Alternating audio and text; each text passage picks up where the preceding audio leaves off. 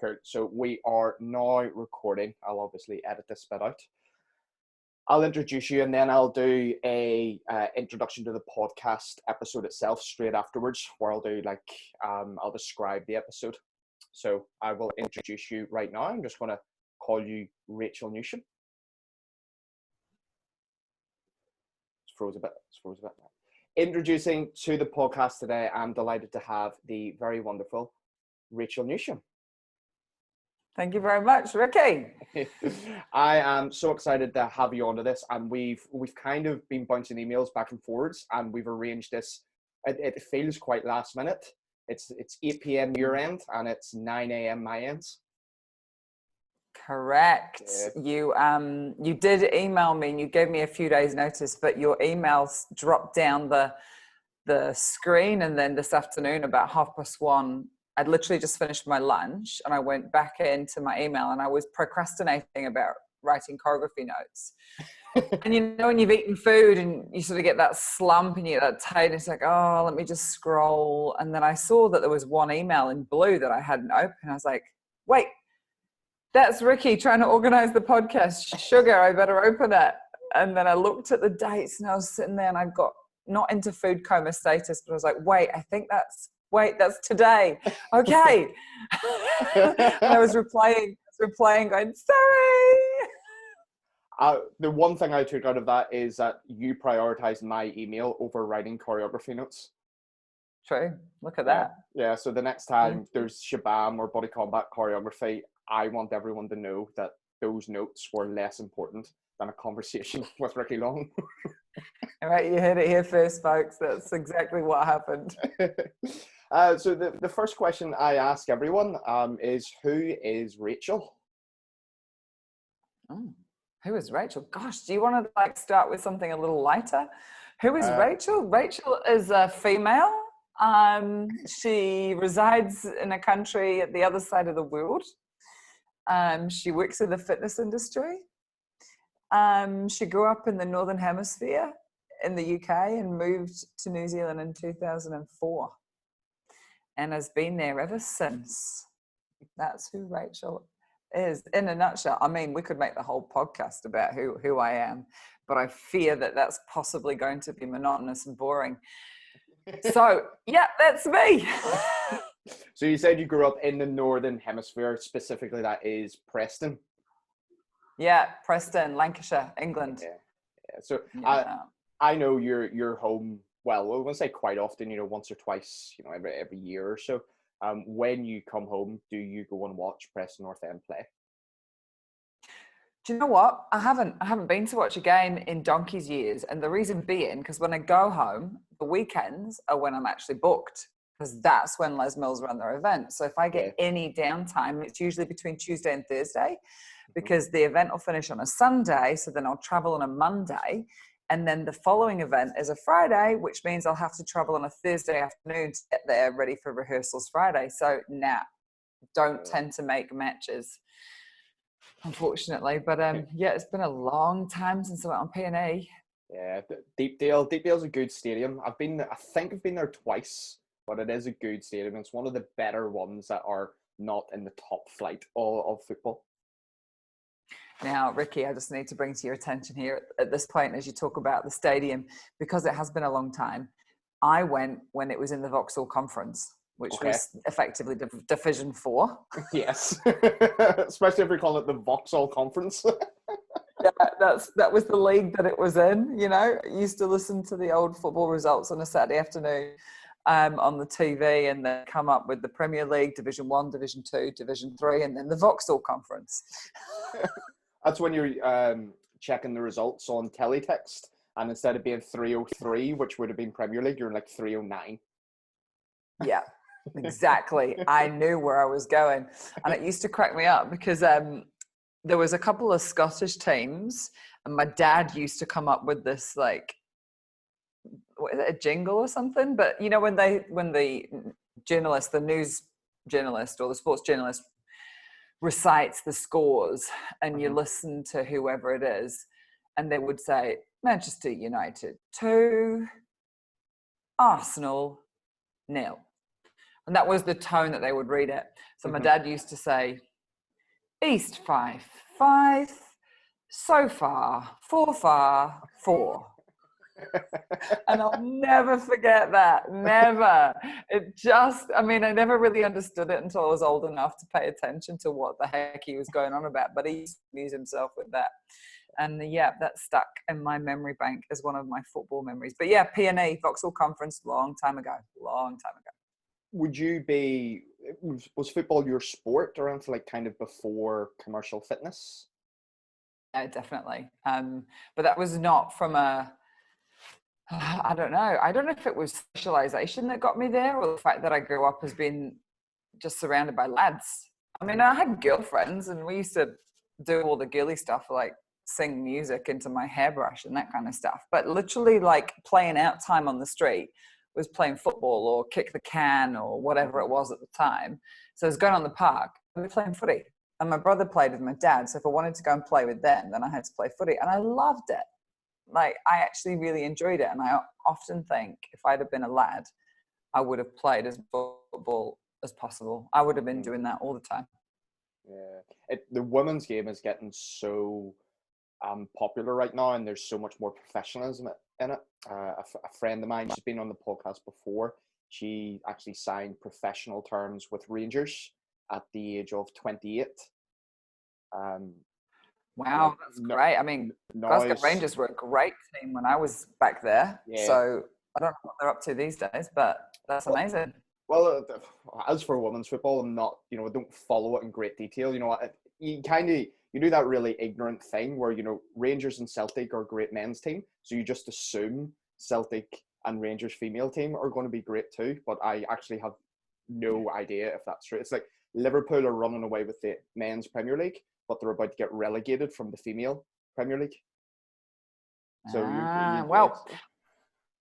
it's very easy. I do know one thing. Yeah. Women, definitely, because it's not as published, and that's painful. We're actually suffering from that at the moment. There's an outcry over here, given what's going on at the moment and how sport has been crippled by this, as every industry and every situation has. There's a cry out from the females in the sports world in New Zealand to come back on a level playing field, pardon the pun. So instead of coming back with all the money that comes out of sponsorship just for the male sports, it's like, if the playing field has been leveled, why can't we start again and have female sports be just as documented, just as supported, just as financed as male sports? Mm-hmm. We have an opportunity here. So I'm crossing my fingers. I'm really hoping so. I mean, I did attend a sports conference in Sydney 2-3 years ago. And I went because I was curious to see how the sports world was running at the time, because I see it as a real parallel industry. Sport, entertainment, that's sponsorship works the same. Exercise, entertainment kind of was tracking in the same direction. And they said back then that female sport was the greatest increase in spectatorship, in participation amongst all sports. It was the women's divisions that were actually getting the greatest growth, which I think is phenomenal. It's great. And what would be the popular female sports, in New Zealand? Netball. Okay. Netball, rugby, and cricket. I know there's been that lawsuit. I forget the lady's name. The USA female football captain. They've been trying to do a lawsuit against loss of earnings in comparison to the male football team. I know it was quite well publicized, and it was only publicized because they lost, so they're now appealing it. But it's that difference, and it's that perception. And you look at, I mean, this was brought to mind. This is propaganda, obviously, on Twitter, and what Twitter's sending towards me is that the headlines were she was now complaining that only male journalists were writing about it, so it was further and further biased. And it's just like there's this massive conflict, and it's like, what all people are trying to do is you actually said this. You said sport is entertainment. It doesn't matter about whether it's male, female, or the perceived standard. Entertainment is entertainment. Yeah, I couldn't agree anymore. And now hopefully, let's just see if we can actually watch a sea change. I mean, picture this. Imagine if female fitness instructors got paid less than males, but not, we already do, right? In terms of the world, we already do, but to the degree that sports athletes in the most highest profile positions, they earn significantly less. Imagine the outcry if, you know, the females at your club taught the same class as you, but just didn't earn as much because more people watched your class than watched hers. And it had nothing to do with talent. It was all to do with the physical specimens that men were years ago before women were, and they just got the front foot, and we've never been able to catch up. We absolutely have the same impact in the sport world. We just have been so far behind historically that trying to fill that gap has taken forever. Now they've wiped the slate clean and we're starting again. And I would love to see that sports sponsors actually, you know, a bit of a sea change and make a difference. Like, let's start again. Let's do it right. Yeah, I've got to be honest. I know that was completely hypothetical, and it's a really good example. I felt sick in my stomach. The idea of me getting paid £30 a class and then another female coming into the next class and getting £20. I'm kind of like, oh, I feel sick at that very thought. Yeah, good it's crazy, example. Isn't it? Good example, Rachel. Well done. I'm going to write that down and steal that and put that on social media. just tag me. I'll be good. Just tag me. I've been tagging you loads recently, trying to get you onto this podcast. And it was actually terrible. I was inspired by some Marcus Rashford, the Man United striker. He was getting trolled by people trying to get like retweets, and it was like 400th day in a row tweeting Marcus Rashford. And I thought, I'm going to take the same attitude with Rachel.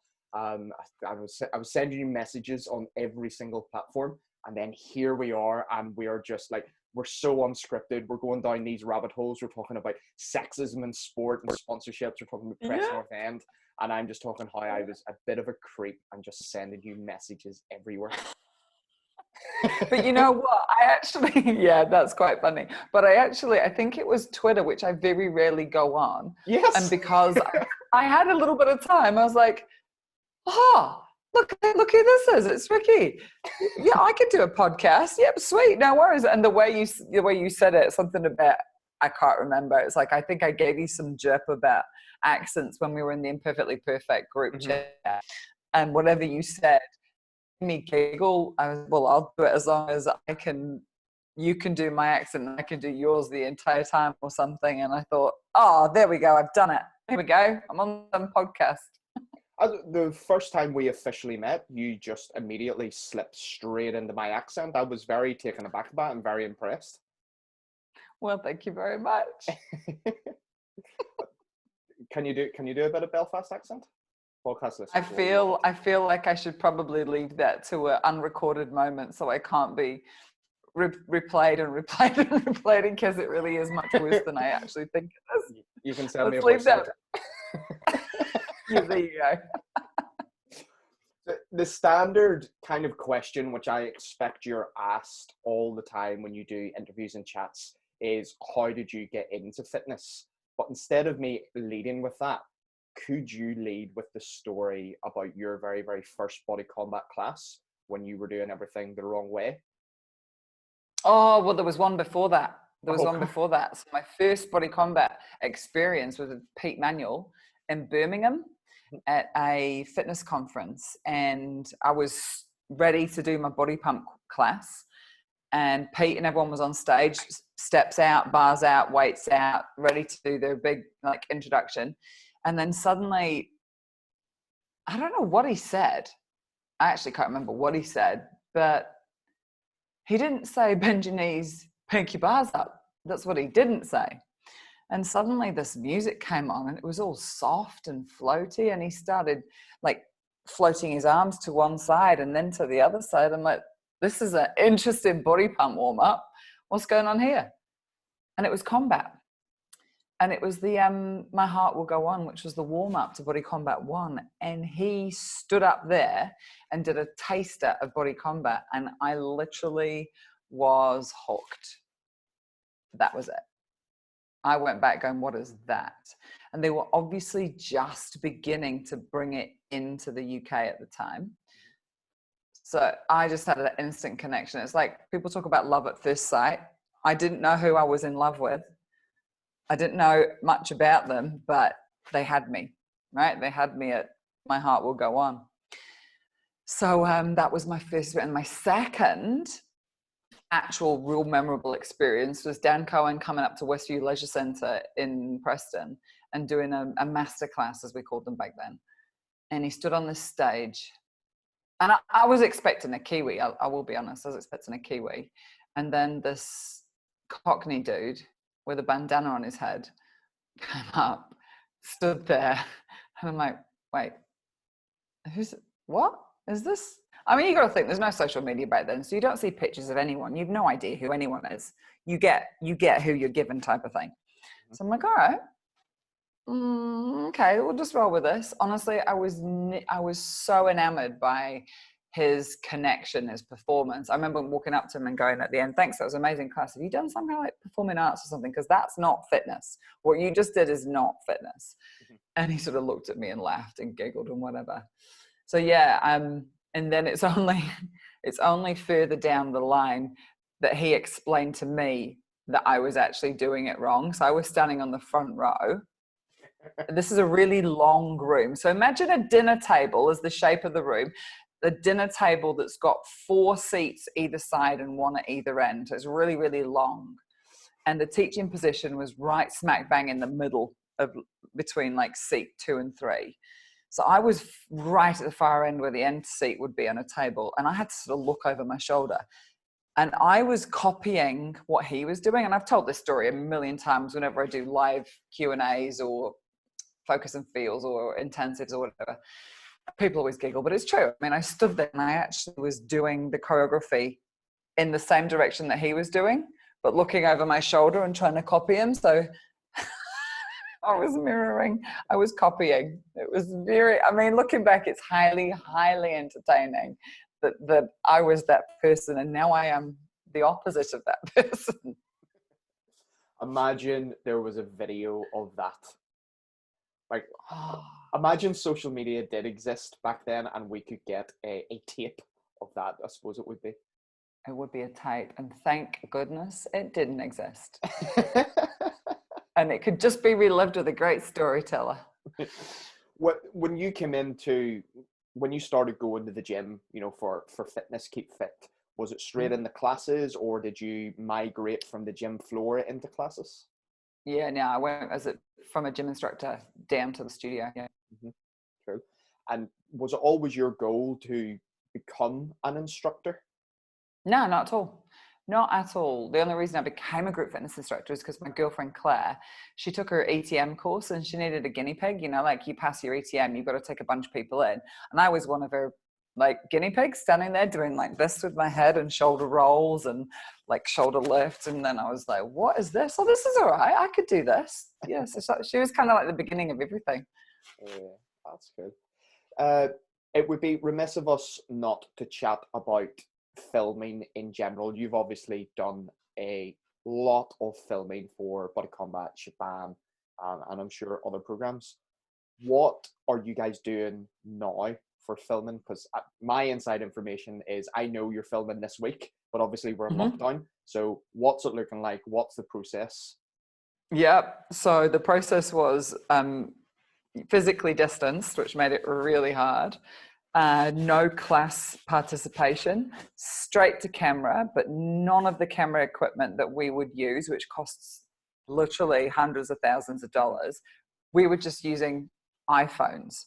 Mm-hmm. So the highest spec iPhone, and there was 3 of them in the room, and they were on like little stands, tripods and stuff. And I just spoke to them. Just me. I did my own hair, my own makeup. I got my clothes dropped off in a brown paper bag at the bottom of my driveway, picked them up. Didn't know if they fit, didn't know if I liked them, but that doesn't really ever matter, to be honest. But sometimes you look at something from another program and you think that would look so good on me in this program, but it's already been identified as the combat range or the pump range or whatever. So you wear what you give it, and you're very grateful. I'm very grateful. So yeah, that was what it looked like. And Dan and I obviously shared, but couldn't teach with each other. So we split the class up. He teaches half and I teach the other half. We filmed on at different times. So that was weird. That's the second time that's happened. So the first time we didn't film together was Sydney, because his third baby was due and he couldn't leave the country. So I was kind of prepared, but again, it was another wild card filming. I wasn't prepared to be filming like that. So it felt very strange. Filmed it in a indoor setting, no huge film set, literally an apartment with a living room. So I'm standing in a living room doing my workout, which is really apt because that's what everyone's doing at the moment. So yeah, that's exactly what it's. So both my workouts are filmed, and I'm now in the process of writing choreography notes, which I didn't have to do for many years because the company grew and I spent a lot of time traveling. As soon as we finished filming, I'm on the road. But now I'm not traveling, I'm not on the road, and nobody is paying for Les Mills' license at the moment. So the company's not getting any money coming through. As every business is really struggling, we're all having to put all hands on deck, and literally it's back to the early days of everybody has got their heads down and their bum up and they're like hustling hard to get this product out. Yeah, that's what it looks like. How do you find going back to writing those choreography notes? I am not a details person. I'm tired. I'm tired.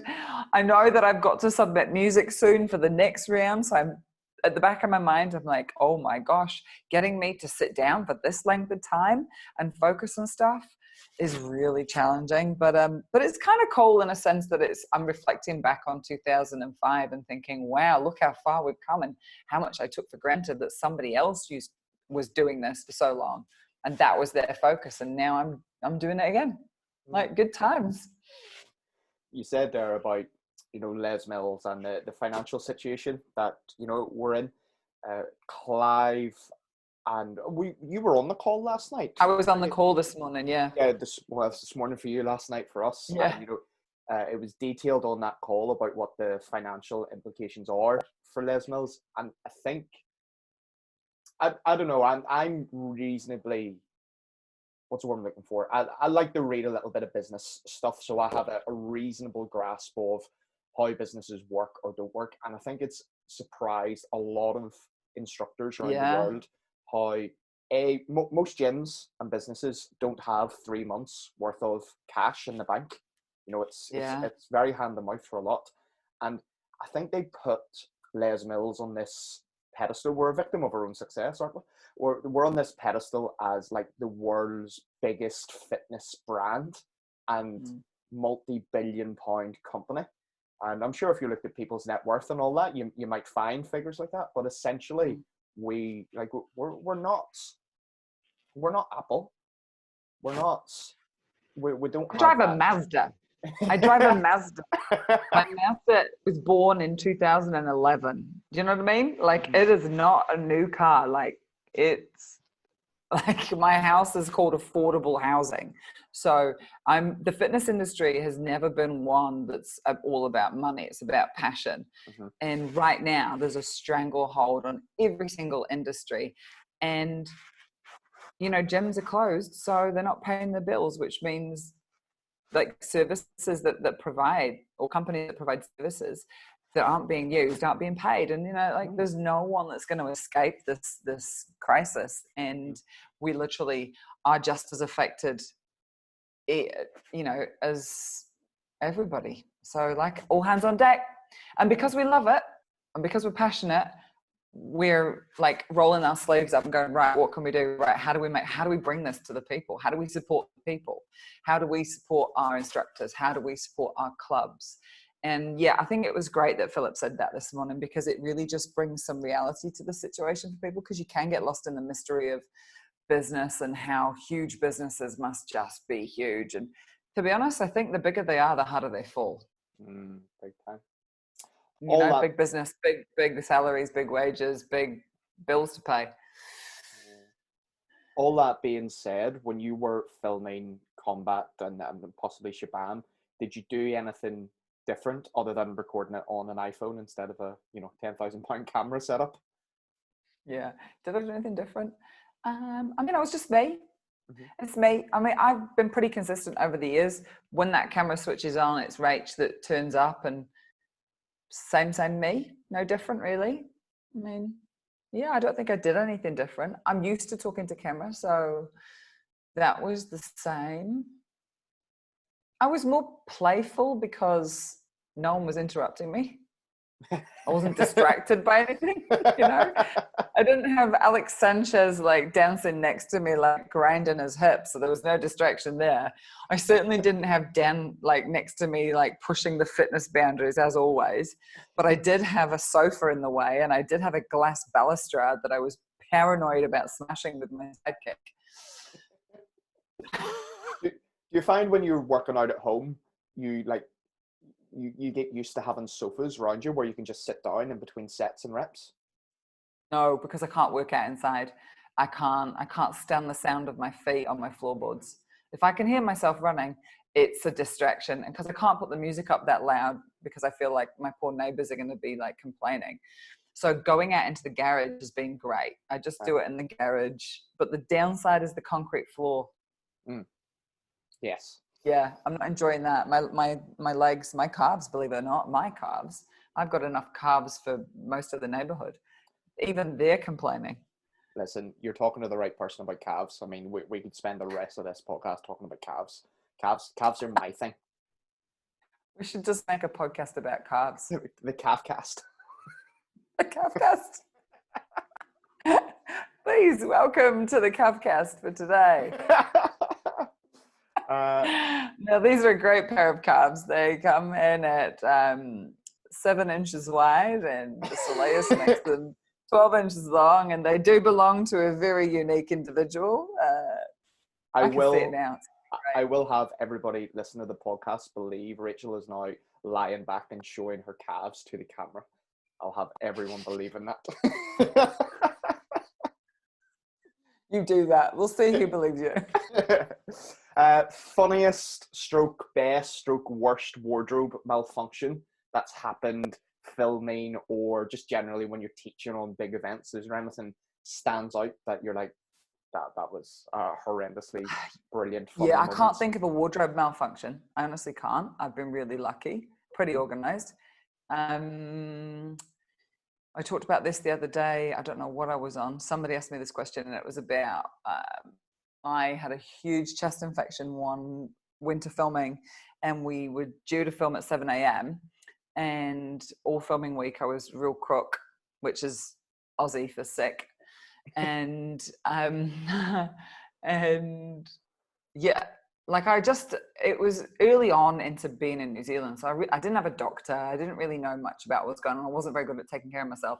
I just kind of muscled through it. I just like, I've got a bit of a cough, can't breathe that great, but filming week, just rehearse, get on with it, can't drop the ball. So anyway, I went to bed the night before filming and really did not sleep. So anyone that's got a cold will understand that you lie down and you can't breathe as soon as you lie down, right? So then you can't sleep, and then your nose runs, you stuff a tissue up your nose and you're trying to like turn to one side. It was just awful. It was not great. I think I fell asleep around 4:30 a.m. I remember looking at the clock all night. I was supposed to be at makeup at 5 a.m. So hair and makeup, I was supposed to be there. And then at sound check for 6 and start filming at 7. I woke up at 7:15 and my phone was going nuts, not silently because it's on silent, but a million missed phone calls.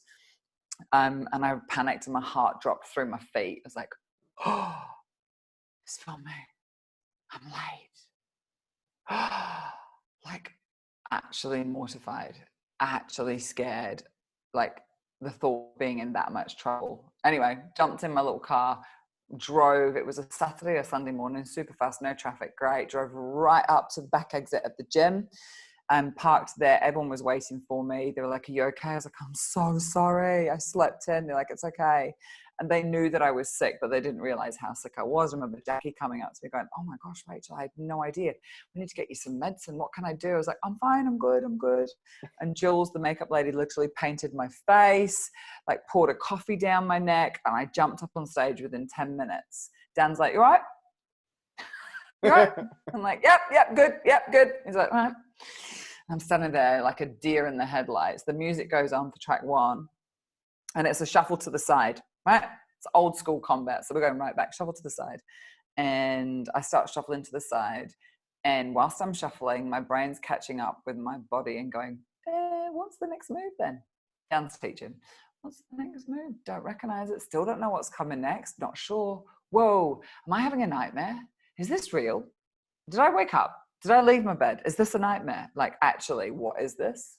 And turns out that the DJ in the sound booth had pushed play on the material we filmed 12 weeks earlier. So it was like the background music for the class. And Dan realized 45 seconds into class, he's like, this is the wrong song, bro. This isn't even the mix.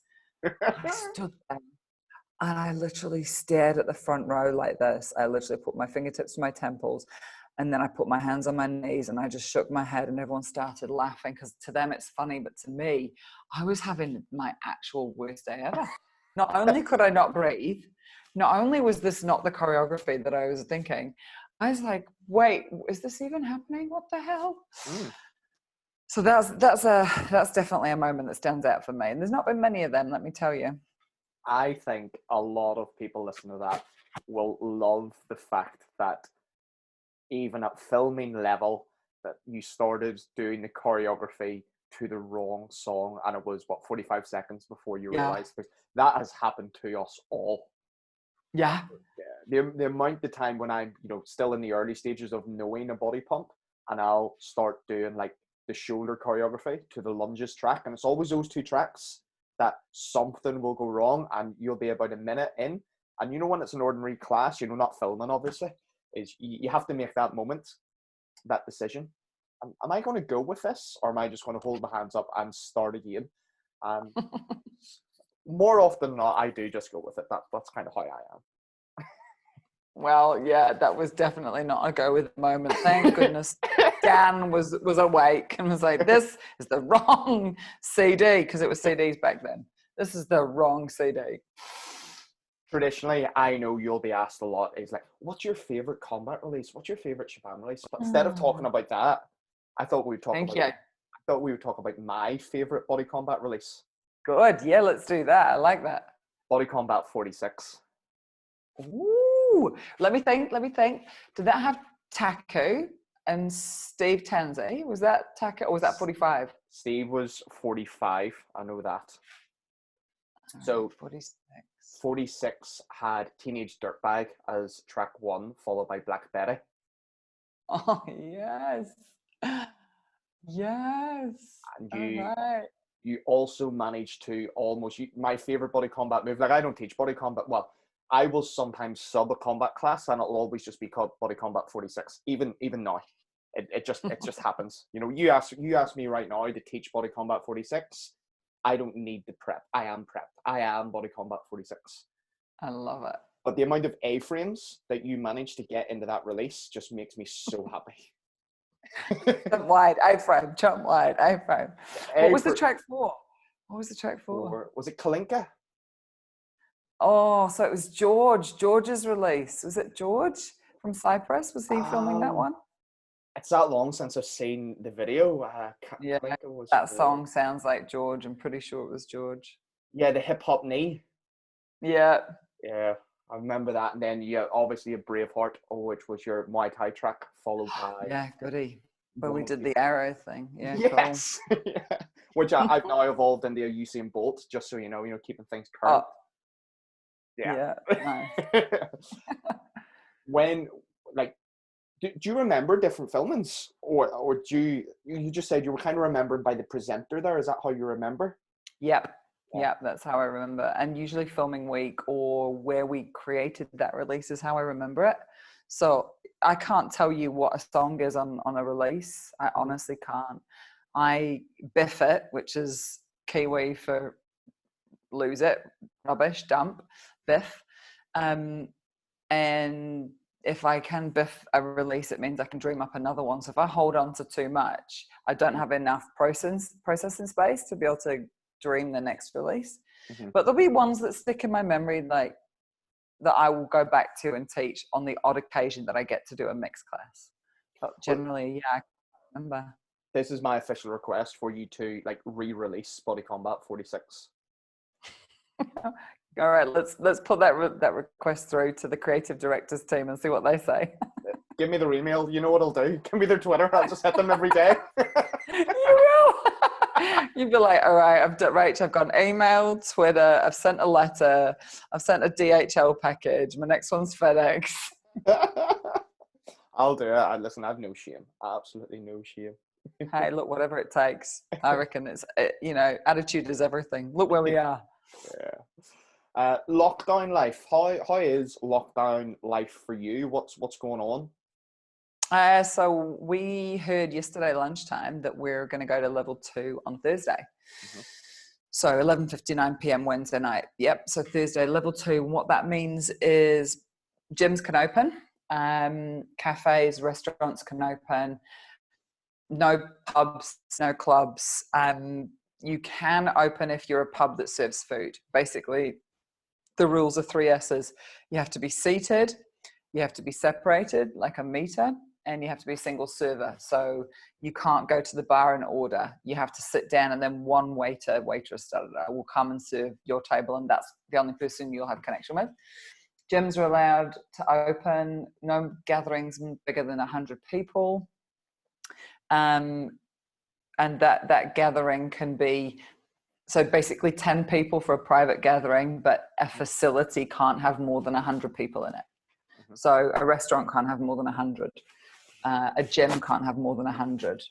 That kind of thing. Yeah, that's what level 2 looks like in a nutshell for us. So it's been 7 weeks. And we've managed to get on top of it.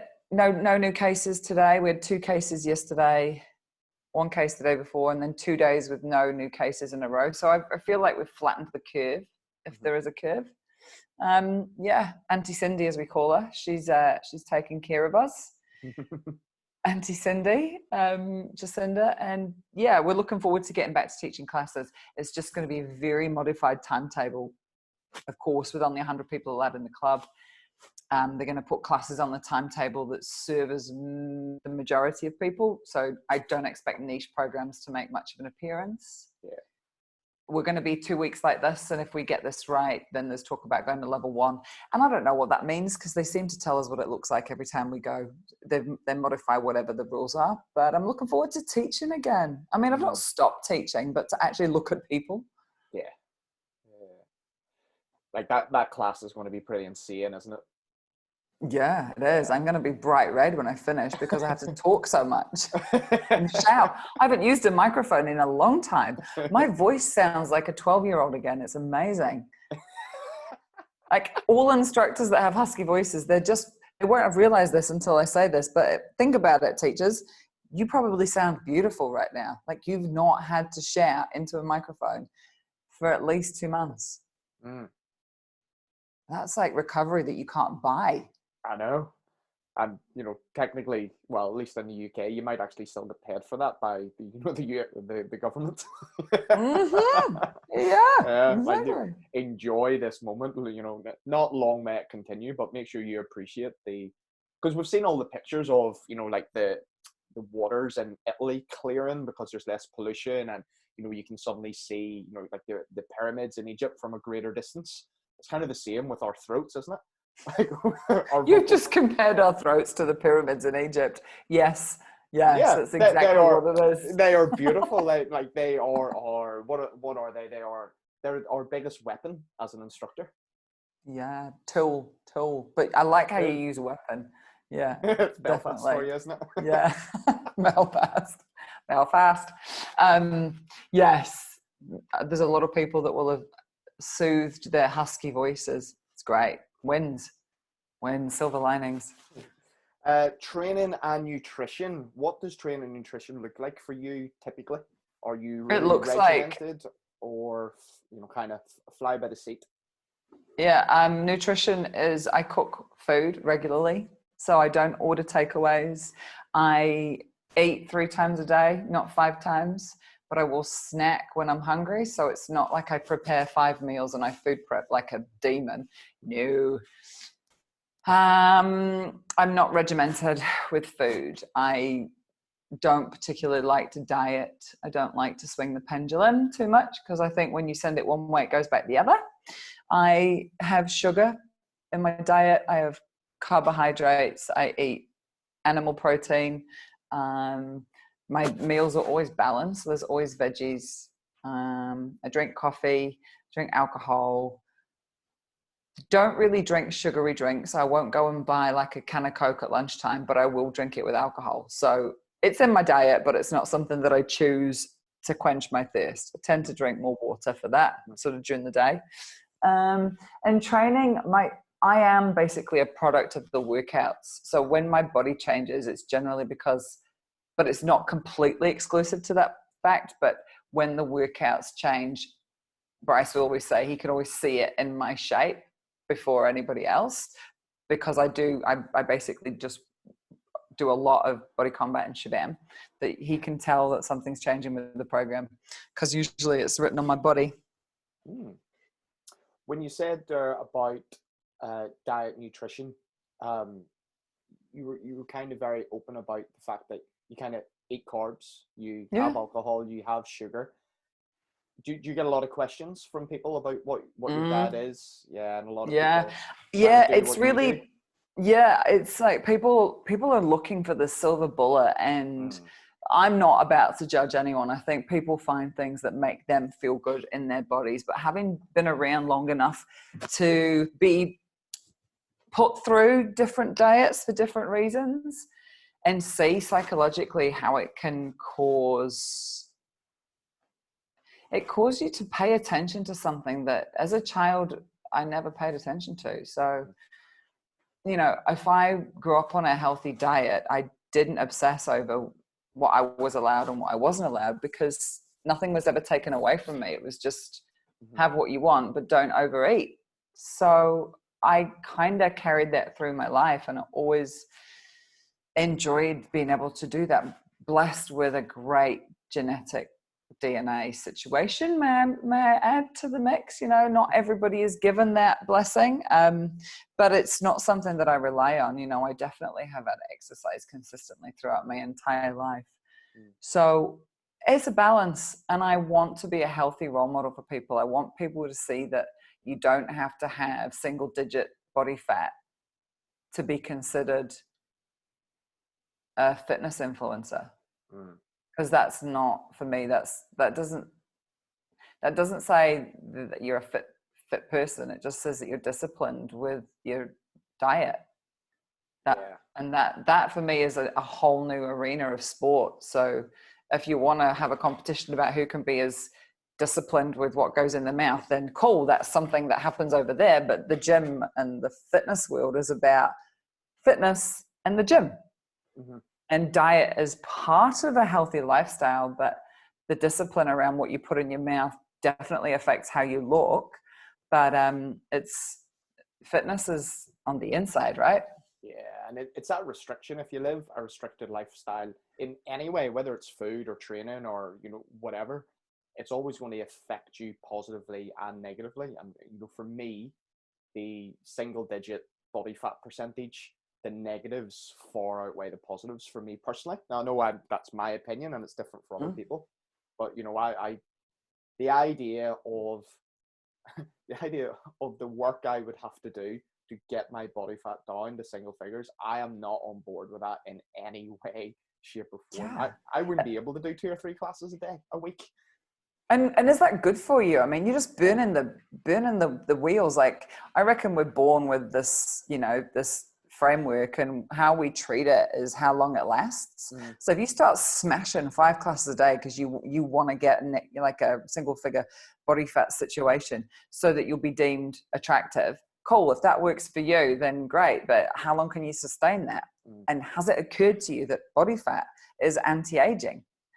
You know, if you want to look young, then you need subcutaneous fat to plump up the skin that slowly starts to work with gravity and get a little bit saggy and wrinkly. So if you've got no fat stores because you've literally ripped them away by whatever diet you've decided is the one that worked to get you down to that stage, then you're going to look older than you actually are because there's nothing to fill out your face.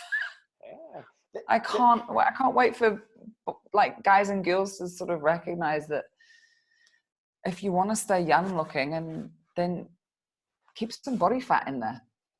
This is why I get so, it really annoys me when cellulite gets demonized. I'm like, no, cellulite is a good thing.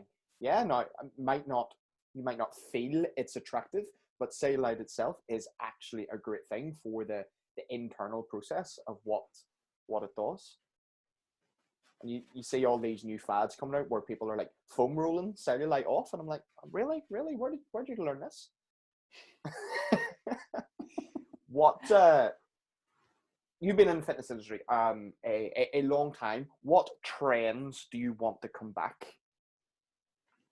I want it to be about the fun and not the aesthetics. So that's the trend. I want people to forget about how it makes you look or doing things because it makes you look a certain way. I want people to start exercising because it makes them feel a certain way. That's the trend I want to come back, if I was to put it in a nutshell. Yeah. Like years and years and years ago, before the fitness industry exploded, people got involved in it because they felt so amazing. Like fitness instructors just were like, whoa, this is a job. And they looked amazing because they taught so many classes. Not because of any other reason, but because they literally fell in love with fitness and taught so much.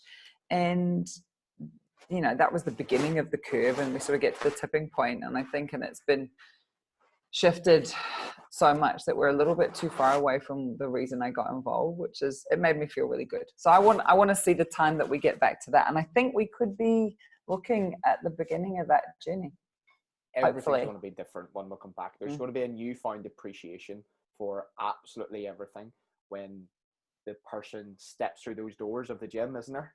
You know, all the things that used to piss you off in the gym, you'll suddenly look at in different ways, and you'll be nodding and smiling. You know that person who's taking up the whole rack of dumbbells because they're doing side raises right in front of the dumbbells. You used to piss you off. You'd be looking at them now and you'd be saying, "Missed you." Yeah, the ones that do the drop set, you know, they take every single weight and they just drop down and they've used every dumbbell. Yeah, we'll be looking at that. Oh, I've missed you. I've written down a couple of questions just kind of off the cuff here. Is there anything that you're obsessed with right now? Can be fitness related, can be, you know, personal, professional. I have recently re-obsessed with Suits, the TV show. So I'm like binge watching Suits right now. And I just have this inbuilt, I just want to be Harvey Specter in every way, shape or form. If you haven't seen Suits, you won't know who that is, but people listening will probably be the same. But is there anything any weird obsessions you have? Yeah, so lots of my friends watch Suits. I never got into it just because I just didn't get round to it. That's all, because I know it's probably great. But Vikings was the thing that I was so obsessed with. And I'm halfway through the last season. I'm waiting for the final 10 episodes. I literally am just like, but here's the thing, Ricky, right? So whenever I watch a show, I get so involved that I almost forget that this is a show and this is reality, that I'm living in reality and that's a TV show, because it becomes part of my thought process. And like, I got so excited when one of the characters showed up in a movie that came out recently, Bad Boys. And I sat in the movie theater frothing, to use a millennial term, because one of the Vikings characters played a part in this Bad Boys movie, but had a really different accent and had this really different, obviously, because different character. I was like, wait, no, I can't deal with this. What? No, this is weird. I can't cope. I'm too involved. I've bought into this too much. So yeah, I've been obsessed with Vikings, and I'm looking forward to the next 10 episodes. I haven't actually, I've seen Vikings, but I haven't actually seen any of the episodes. Or, I've seen the trailers. I'll look out for that. Next question I've got is there anything that you have failed at generally, or that you would, maybe failed first time at? My driving test. Oh yeah. Yeah. I passed my theory test first time, which is great. And then I went for my driving test and I passed everything flying colors, but I got like a major fault or whatever they were called back then. I can't remember. And I was on a familiar road and the driving examiner said straight ahead at the traffic lights. I was waiting for the traffic lights to change. And because my parents had only ever turned right at those traffic lights, I didn't realize that there was a straight ahead that wasn't bearing right. So I turned right and failed. I was mortified. I was like, no, I was so good. That's so bad. Like details, Rach, details. Like listen with your ears. I assume when you're home, you would drive? No, I don't. No. You don't drive at all? No, my mum drives because I'd love to, but I don't have a car when I'm there. It's mum's and she's the boss. So it's her car. I can't drive her car. And also I'm not insured on it. So I basically am a passenger from the minute I leave my house in New Zealand. I'm a passenger until I get back. I do miss driving. It's quite tiring after a while. I feel like I have zero control over my life. And when I come home and I sit behind my steering wheel and I open the door to my house, in my kitchen and my wardrobe and my bed and everything, it's like, oh, I'm in control of my life again. It's just so good. I'll bet your mum loves being the driver again, though. I bet she loves that you're dependent all of a sudden. Yeah, I'm sure she does. I'm more than sure she does. Yeah. And you know what? Initially, it's great because I don't have to think. Yeah, it's good. The last, so I've got 3 or 4 stock questions, which I ask everyone. So the first one's the book question. What books are you reading now, if any, and who would you recommend them for? All right, good question. I did actually read that at the end, so I went and grabbed them. So this one is what I have been reading recently, and this was called Atomic Habits by James Clear. I've just finished that. Have you? Yes. So yeah, that's how far in I am. Can you see? I don't know if I can put that close enough in. Yeah, so I'm just into that one, and that was recommended by a hockey player, a New Zealand hockey men's black sticks guy who has been doing some boxing, and we were just chatting before class, what you read, and he's just started that. So when I finished the other book, which I'll tell you about in a second, and I couldn't think what to buy, just goes to show recommendations, and I was like, right, let's grab that. So the other author that I've been reading is Malcolm Gladwell. So Blink is an incredible book, and it talks about your intuition, your conscious and your subconscious mind, and how to trust your subconscious mind and the value that it brings. It's quite an easy read. Malcolm Gladwell writes as a storyteller, so you're not digesting academia constantly, right? So he uses wonderful historical references which make total sense. One in that, I think it was this, no, it's the next one. Then it's David and Goliath. This was great. So this is about being a small entity and facing a larger entity, and how to see your weaknesses as strengths and how to look at things differently. And using the biblical story about David and Goliath as a reference point. And he actually talks about it really well, in a sense that, you know, most people will understand that David beat Goliath with a slingshot and a stone, but what he didn't realize, as historians have said, is that the reason Goliath was so tall was because he was suffering from a genetic disorder which made him really slow. And because he was so tall, he was predisposed to this vision impairment, so he couldn't actually see, which is why he called David out to come fight me here. And that's where he beat everybody, because he couldn't see from a distance, and his armory and stuff made his vision impaired. So the reason David won is because he didn't go and didn't do exactly what he was compelled to do, and he stood from a distance and threw the stone. And how changing your thought process around thinking before you act and doing what's right for you. So yeah, that's a good one. And then his other one, Outliers. And this talks about, if you think about technology as a great point of reference, so how the greatest disruptors of yours and my generation in terms of technology and companies like Microsoft and Apple and Tesla and that, how that generation of entrepreneurs grew up at a time in the world where they were exposed to opportunity all at the same time, and how their birth year actually is the common denominator and help determine their success. So when you're born and how you're raised can determine your trajectory, and how you can sit on the outside of that if you have special opportunities presented to you by unique situations, possibly where your mother works, your father works, or some geographical location.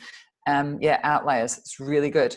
And this one took me a freaking year to read, but I highly recommend it. It's called 21 Lessons for the 21st Century by Yuval Noah Harari. Yes, he I know writes the author. Sapiens, yep, and Homo Deus. This is like studying. So this is not an easy read. This is a study, right? It was very painful, but fascinating. And the reason I picked this book up, and what I do, Ricky, is I turn pages over. So I fold the corners over for things that I want to remember and reference again. The reason I picked this book up is because the world was falling apart. This was my impression. I felt like the world was falling apart and I was getting a little bit anxious. Everyone was behaving weird.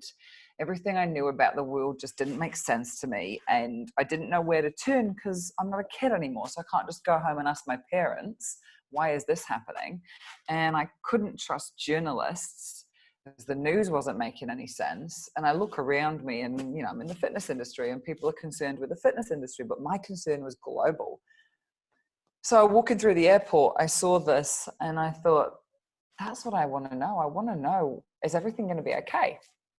And this guy helped sort of open my perspective because he talks about if you're feeling a little bit anxious about the direction and way the world's going at the moment or falling apart, you have two choices. You can choose curiosity or you can choose anxiety.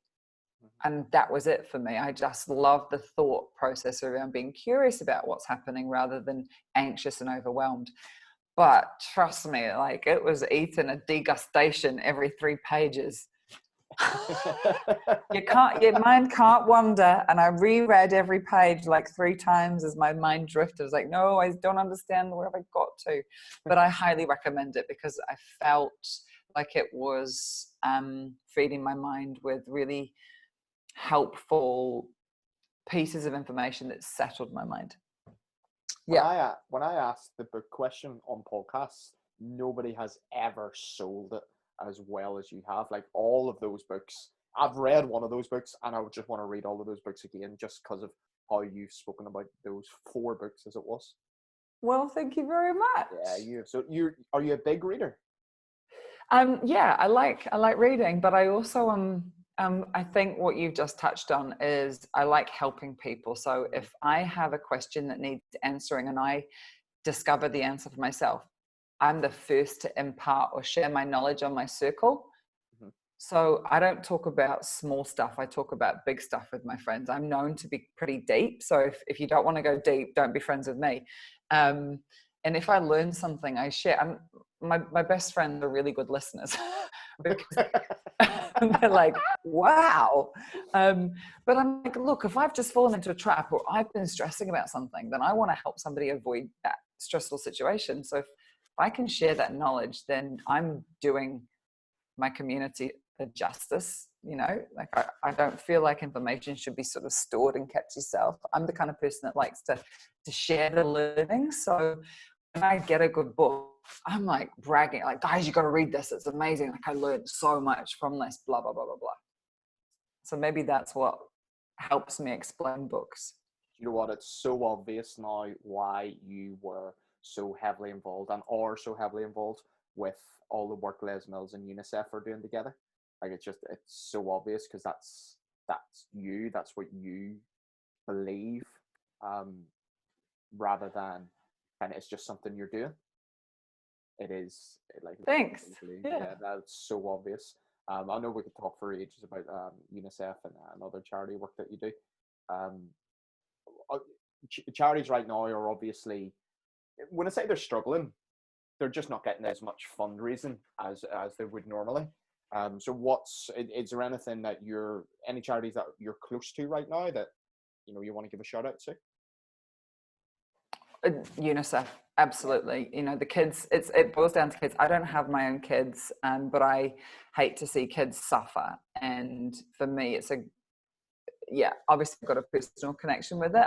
I know a lot of people that work for UNICEF, and I know the type of person that works for these charitable companies they're a special kind of person. I know most people run away from disaster, from stress, but the kind of person that works for a charity is somebody who runs towards danger, and that blows my hair back, because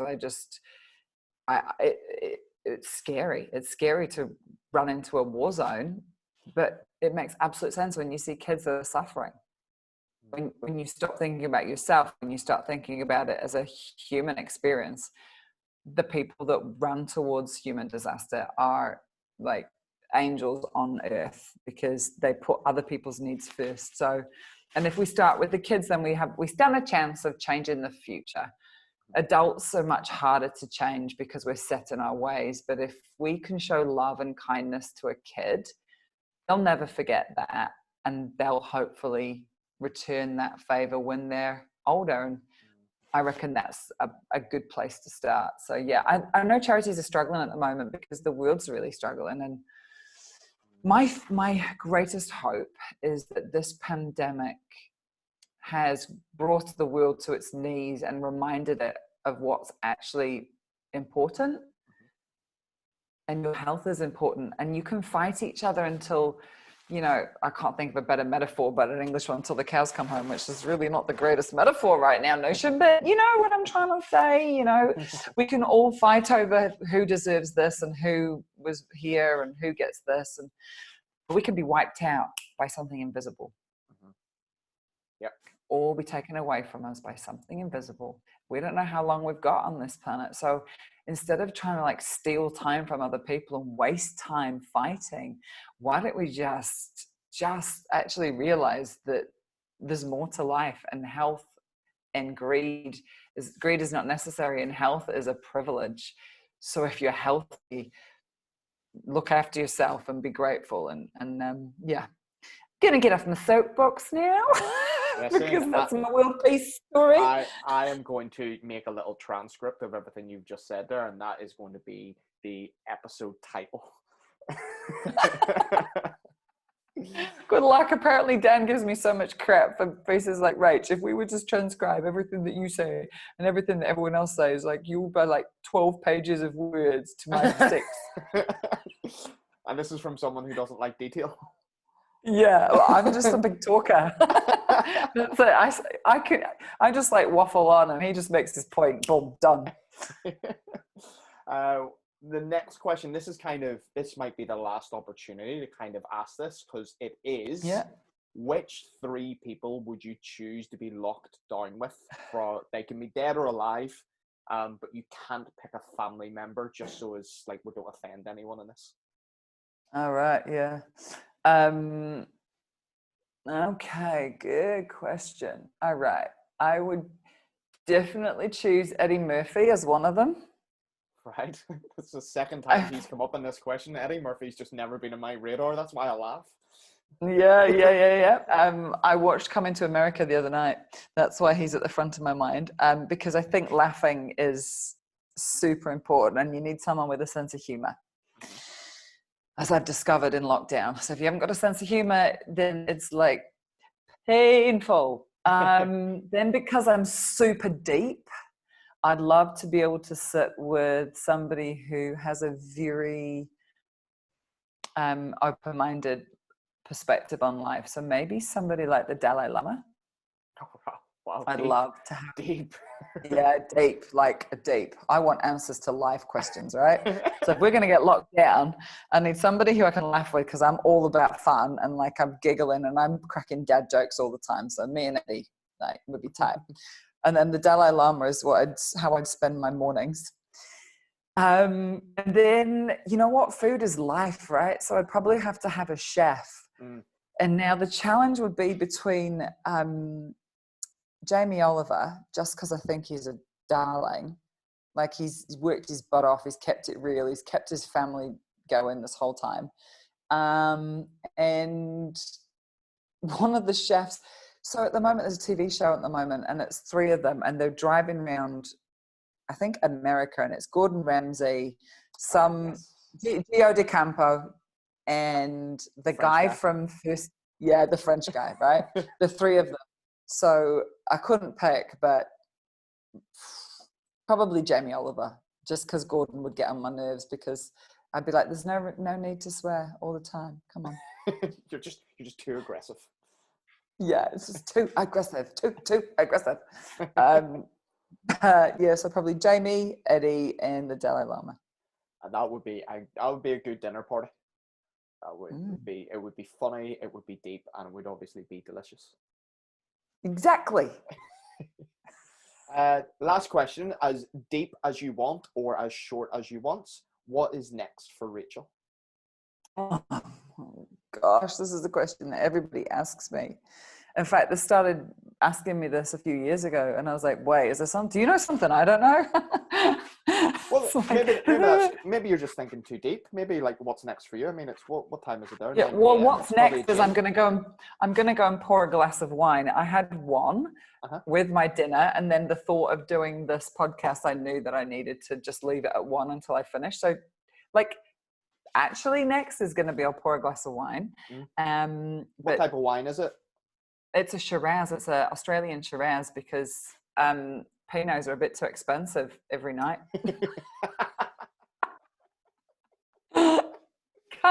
Can't keep the Pinots up every night. Lockdown problems. Yeah, lockdown life. #lockdown life. So for anyone that's listening, a Pinot Noir would be my go-to, like a Central Otago, 3 or 4 years old. And I'll tell you who taught me that. A couple of guys. Josh Kronfeld, who's married to one of my best friends. He's a wine connoisseur, and I stayed with him and Bronnie for a few weeks years and years ago, and he put me onto that. And Steve Renata and Pete Manuel and Susan Tolley were the biggest influence on me actually liking wine when I moved to New Zealand. So they got me onto the Pinots, but yeah, they're a little bit pricey, Ricky. Bit pricey. I can imagine. A good Pinot, you'd be like $40, $45, and nobody is doing that in lockdown. So I've been blasting the Australian Shiraz. It's a cheap drop, but it's palatable and it's very calming. I've never managed to get into wine. Like, I'm not mature enough. I think as soon as I start drinking wine, I'm going to end up doing like golf as well, and I'm just not ready for it. I've always been beer. If you ever see me at a bar and I'm drinking any sort of like cider or worse, an alcohol pop, like, get me out there. It's time for me to go. I love the fact you just said alcohol pop, because no one knows what the heck I'm talking about when I say that. Like, what is an alcohol pop? Yeah, like they don't call them. Yeah, they don't know Blue Wicked or Hooch. Do you remember Hooch? Yeah. Like, do they still have Hooch back there? I don't know. You probably get it from somewhere, whether or not it's actually Hooch. Yeah. No. What would it be called over there? Like alcohol pops? What do they call it? I don't know. What are they, Bailey? What do they call like alcohol? What RTDs? What are cruisers, like what's the term for a cruiser? Is it like, do you have like a beer or wine, or what's that type of RTD? I think ready to drink, RTD. I think that's what they call it here. Sounds like some type of warning. Just sounds like a warning itself. It sounds like a threat. Actually, it sounds like some sort of WWE finishing move. You're going to get an RTD. You're going to get an RTD. It does, doesn't it? Do you know what though? Before Alco Pops, because I'm old enough to know what was before Alco Pops, because they came out just as I was ready to drive kind of age. There was a drink that used to be sold by the cigarettes at a spa right behind the ciggies, and it was called Mad Dog 2020, and it was the only like flavored alcohol that wasn't top shelf gin, whiskey, what else, rum, you know, like grown-up stuff that tastes rubbish to kids. And it was Mad Dog 2020. So like blackcurrant flavor, strawberry flavor. I do not know what that actually was. I still don't know what that was, but I remember being very, very poorly off that. I remember Mad Dog, and then later Red Dog. I remember they might have been what, you know, we would have drank like before we were 18. Don't tell anyone that, though. I don't know how I ended up back onto alcohol. You asked me what's next. Oh, that was it. Yeah. I was going to pop a glass of wine. I don't know what the future holds, to be very transparent. I didn't know what it held 2 months ago, but now I really, really don't know what it holds, because what's happened is the entire world is kind of imploded, which means there's so much growth mindset now. I think there's going to be more opportunities left, right, and center, and people are going to start putting their hands up and asking for support and asking for help. So I was really concerned about the future and thinking, you know, how much longer will people want to take a class from me? And do I have any other skills? Like, I actually don't know the answer to that. And panic, fear, anxiety, overwhelm. And then obviously 2 months ago, this kicked in, and I thought, well, actually everything's changed. Everything has changed. Any type of avenue that I was possibly considering pursuing is just a long way away, because we've got a job to do now. We've got to rebuild the fitness industry. And I definitely have both sleeves rolled up, head down, bum up, to make sure that we pull Les Mills out of the ashes of this and put it back where it belongs, which is at the top of the, you know, at the top of the shelf, like as a premium fitness product that a lot of people have poured their hearts and souls into for a very long time. I don't want to see that disappear. So that's what's next, ultimately. Glass of wine, sleeves up, head down, bum up, working on some new workouts and rebuilding the fitness industry. Boom. That's just tonight. That's just tonight, Ricky. Rachel, I've absolutely loved chatting to you for a number of reasons. Thank you so much for sharing, you know, your thoughts and your inspiration and your motivation with myself and all the listeners. I'm going to put all your social media handles in the show notes for people to follow you. So yeah, I just want to say thank you for coming on to the Ricky Long podcast. Well, thank you very much for inviting me. I feel very privileged, and this is the first podcast I've been a guest on. So thanks for being a great host and just making it go so quick. Thank you very much. You're very, very welcome. All right, take care.